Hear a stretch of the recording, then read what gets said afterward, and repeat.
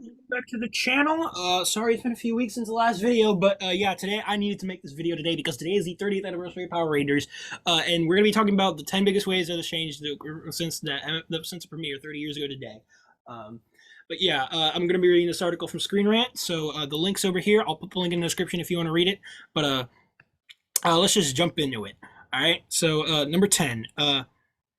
So every Mighty Morphin character had left Power Rangers by the halfway point of Turbo. So, well, the fifth season of Power Rangers. So, by the end of the MPR, Billy, the original Blue Ranger, and Tommy, the original Green Ranger, were the only Rangers left on the show. Well, technically, Billy left in Zeo, but then Turbo, Tommy was still there. But then Jason, Zach, and Trini, the original Red, Black, and Yellow Rangers, respectively, left the team midway through MPR Season 2, where the Pink Ranger Kimberly left by Power Rangers in Season 3. The final MMPR lineup returned for Zeo, except for the replacement of the Yellow Ranger, Aisha, who was replaced by Tanya. And then Billy was no longer a Ranger, he was just an ally. But then the Zeo team minus Rocky would then return for Power Rangers Turbo, but then only halfway because I mean most of the Zeo team and minus Rocky and Jason. But then by Turbo episode 20, none of the MMPR Rangers were left. So then yeah, that's. Now, next up, number 9, how In Space marked the end of the Zordon era. So, In Space revitalized Turbo after its low ratings and had arguably saved the future. Power Rangers set controls to outer space, and the final Power Ranger season. Well, it was they wanted to end it after this, but no, they actually saved the franchise. So, they killed. So it was the final one to feature Zordon, marking the end of the Zordon era, and while Now, one of the MIPR replacement, so the replacement for the Black Ranger, Adam, did actually have a cameo in this series, but then it felt like a continuation of the original show. But then Andros, who was a new Ranger who had never appeared before in space, led the team, and then with the former members of the Turbo team, and then to help save humanity from Astronema in the finale of that series. And victory came with the prize. Zordon died at the end of that series, but technically he got revived in the Mighty Morphin Power Rangers Once and Always special. A little bit of a spoiler for the 30th anniversary special that happened this year. But then bringing the Power Rangers full circle to what happened on August 28th, 1993, 30 years ago exactly, to the date. And then, so villains like Rita, Lord Zed, Viva were redeemed.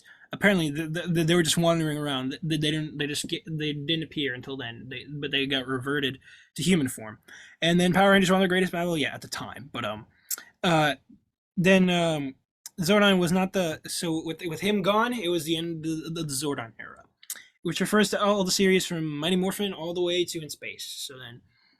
8. All right, Lost Galaxy introduced standalone Ranger seasons. So let's begin a new chapter in the Power Rangers history with the end of the Zordon era, because for the first time, a new season did not require viewers that had watched the previous show. So it introduced a new story, new characters for the most part. In Lost Galaxy, it introduced a brand new set of characters, nothing to do with the past series. But from then on, each show stood on its own, even though most of them take place in the same continuity.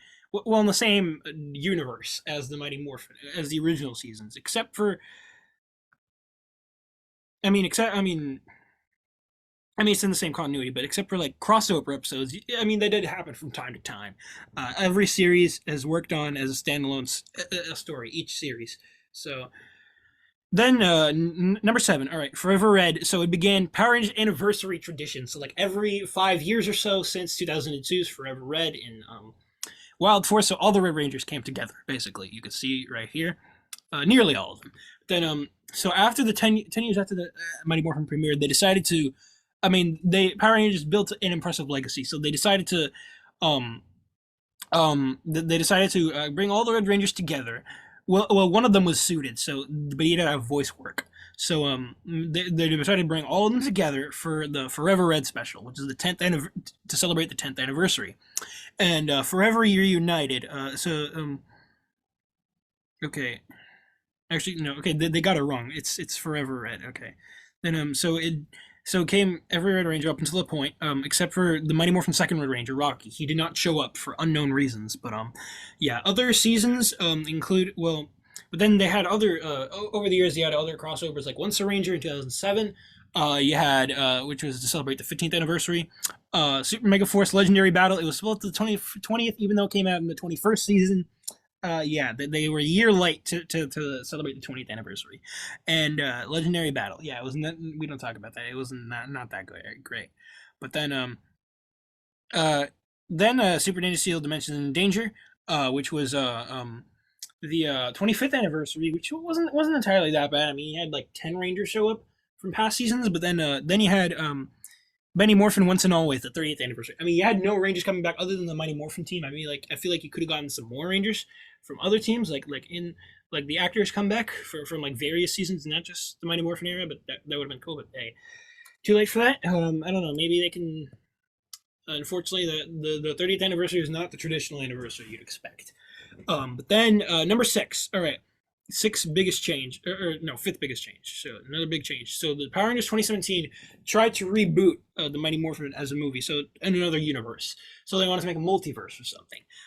So after, I mean, they're still trying to do that, but with a different. They're trying to do another Mighty Morphin reboot. So after two movies in the same cast from the '90s series, the so they did what do it in 1995. It was in the same universe, kind of, with same actors, but in a different universe, I believe. But then you had a Turbo movie. Then the reboot. So this is separate from from the main continuity. But then based on the characters from the original ones, so they reinvented stuff. They got new actors, stuff like that. But however, it didn't. It flopped really hard. It flopped that hard in the box office. So it was not successful, and it did not get a sequel. Even though some fans wanted it, yeah, this did not get a sequel and never will.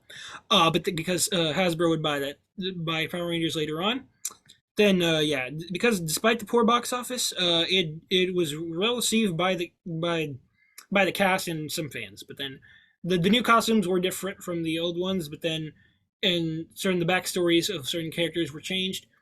Then the next big change that happened. All right, so the Boom Comics expanded the franchise's lore, so like a multiverse or something, that expanded on certain things that were left unexplained at the end of certain seasons.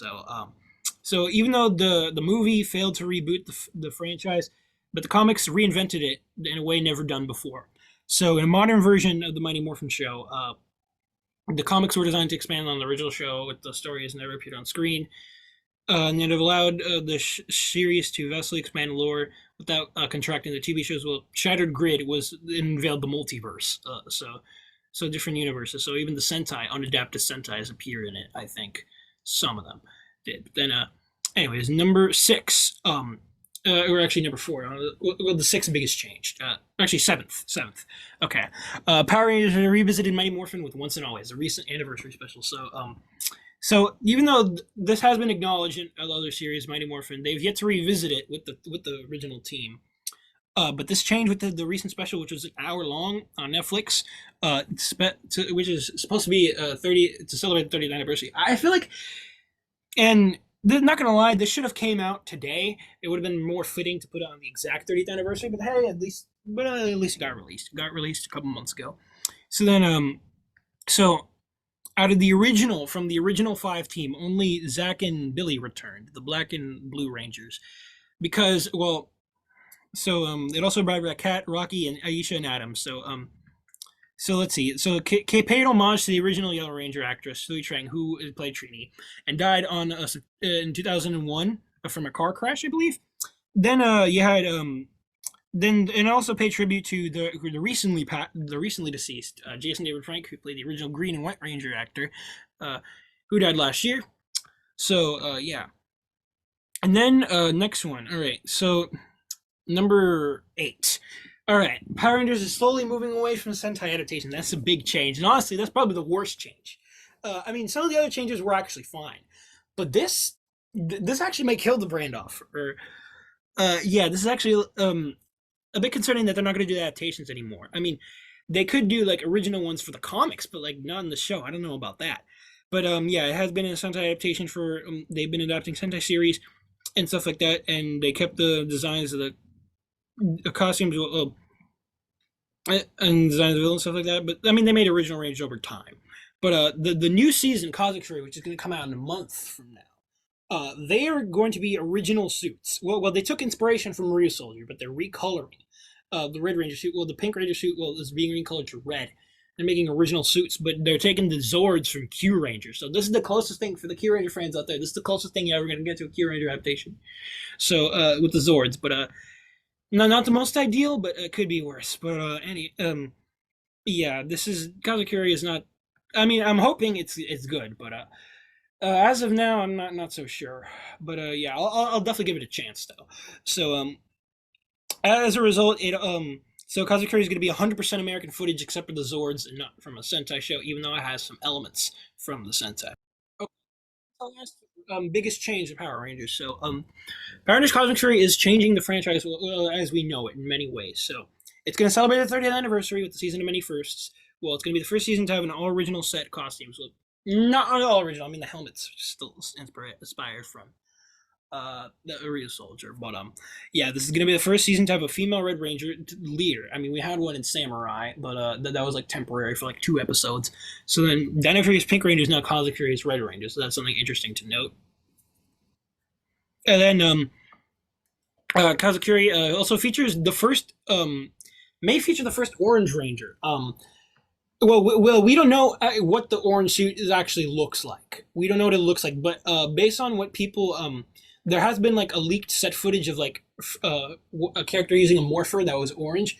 So yeah, it was Fern using a morpher. So yeah, so we make it an Orange Ranger for the first time, even though we had an SPD Boom, but it was like for 1 episode. So actually Orange Ranger because there was an Orange Q Ranger, so like I have to make another Ranger. So which is okay, I guess. But then this is also the first core set of Rangers with 3 women and 3 men. So yeah, evenly split by gender.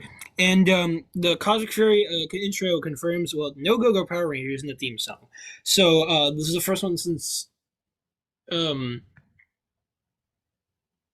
this is the first time since RPM, I believe that's happened, or Samurai, I don't know.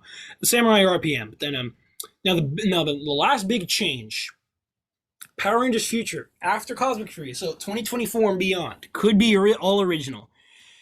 Or they could just reboot them with the movies and animated series, maybe. So it's going to be so Power Rangers Season 30, well, Cosmic Fury, is supposed to be the end of the saga, from the end of the main continuity saga as we know it. So, but, however, it doesn't necessarily going to be the Power Rangers final show, Cosmic Fury. However, we don't know what's going to happen, if we're going to get a Sentai adaptation next. However, we have, there is supposedly a series, a young adult series. I thought it would be a movie, but apparently it's some series that it's going to be a reboot of the franchise. So it's a reboot. It's going to focus on all original series. So you may get original suits. It may not even be Mighty Morphin entirely. You very well could get different suits, which is going to be interesting. All right. But yeah, this is going to be Cosmic Fury more unique because it's going to mark end as we know it. So it's going to be an end of the franchise as we know it. Anyways, that's all for the article. I want to know what you guys think of these changes, particularly the most recent, the latest changes to the brand.